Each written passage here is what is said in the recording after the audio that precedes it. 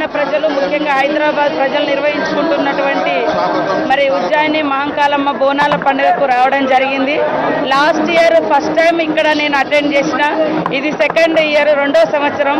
నాకు last year వచ్చిన తర్వాత కూడా చాలా సంతోషంగా, ఆరోగ్యంగా, ఆనందంగా, ఇంకా బలంగా పనిచేసేటువంటి శక్తిని ఆ తల్లి ద్వారా పొందడం జరిగింది.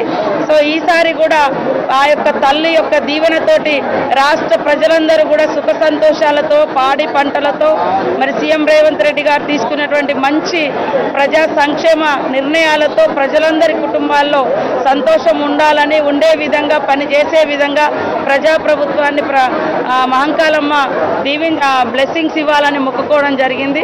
కాబట్టి రాష్ట్ర ప్రభుత్వం కూడా, ముఖ్యమంత్రి గారు, అదేవిధంగా ఎండోమెంట్ మినిస్టర్ సురేఖ గారు, మా ఇన్ఛార్జ్ మినిస్టర్ పొన్నం ప్రభాకర్ గౌడ్ గారు ఇక్కడ అన్ని ఏర్పాట్లు చేసి వారు దాదాపుగా 1-2 నెలల నుంచి పర్యవేక్షణ చేసి నిధులు కేటాయించడం జరిగింది. భక్తులు కూడా సాఫీగా వచ్చి మరి తల్లికి మొక్కులు చెల్లించుకొని పోతా ఉన్నారు.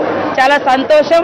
మనం ఎంత ఎదిగినా మన పూర్వీకులు ఇచ్చినటువంటి పురాతనం నుంచి మన గ్రామాలు, గుడిసెలు అట్లా ఉండేటువంటి స్థాయిలో ముందు ఊర్లలో పోచమ్మ, మైసమ్మ, మహంకాళమ్మ ఇట్లాంటి పూజా కార్యక్రమాలే మన తాత ముత్తాతల నుంచి వచ్చినాయి.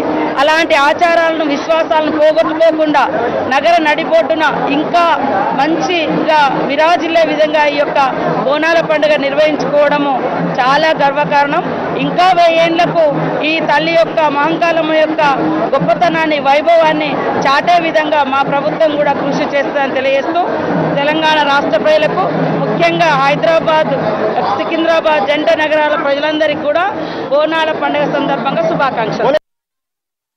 కన్నుల పండగగా జరుగుతూ ఉంది. పెద్ద ఎత్తున జనాలంతా కూడా వచ్చి అమ్మవారిని దర్శించుకుంటూ ఉన్నారు, అమ్మవారికి మొక్కులు చెల్లించుకుంటూ ఉన్నారు, అమ్మవారికి చీర సార సమర్పిస్తూ ఉన్నారు. సో ఇదే రద్దీ అయితే ఈ రోజంతా కొనసాగే అవకాశం ఉంది. దాంతోపాటు మరీ ముఖ్యంగా చూసుకున్నట్టయితే ఇటు దాదాపు పోలీసులకు సంబంధించి కావచ్చు, ఎప్పటికప్పుడు కూడా పటిష్ట భద్రత ఏర్పాటు చేశారని చెప్పుకోవచ్చు. ఇక ఓవరాల్గా చూసుకున్నట్టయితే సికింద్రాబాద్ మహంకాళి బోనాలు అంగరంగ వైభవంగా జరుగుతున్నాయని చెప్పుకోవచ్చు. పెద్ద ఎత్తున భక్తులంతా వచ్చి అమ్మవారిని దర్శించుకుంటూ ఉన్నారు. దాదాపు సికింద్రాబాద్ ప్రాంతం అంతా కూడా మనకు ప్రత్యేకమైన శోభ సంతరించుకుంది. పెద్ద ఎత్తున జనాలంతా వస్తున్నారని చెప్పుకోవచ్చు.